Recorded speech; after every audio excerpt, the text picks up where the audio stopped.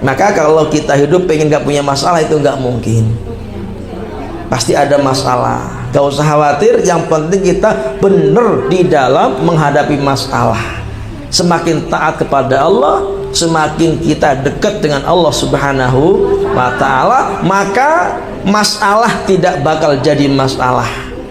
Yang semula masalah akan berubah menjadi hadiah istimewa dari Allah manakala kita semakin taat kepada Allah Subhanahu wa ta'ala. Sebaliknya, kalau nggak taat kepada Allah, kalau jauh dari Allah, maka perkara apapun pasti jadi masalah. Ya, orang yang taat kepada Allah, dekat sama Allah, masalah apapun nggak bakal jadi masalah.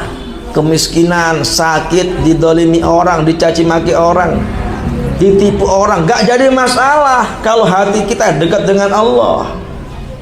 Sadar ini ujian dari Allah, sadar ini hadiah dari Allah. Tenang, semua Allah yang ngatur, semua takdir Allah.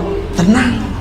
Tapi kalau hati seorang hamba jauh dari Allah, tidak iman, tidak takwa, atau iman takwa tapi gak sempurna, imannya gak sempurna, takwanya gak sempurna, maka apapun pasti jadi masalah.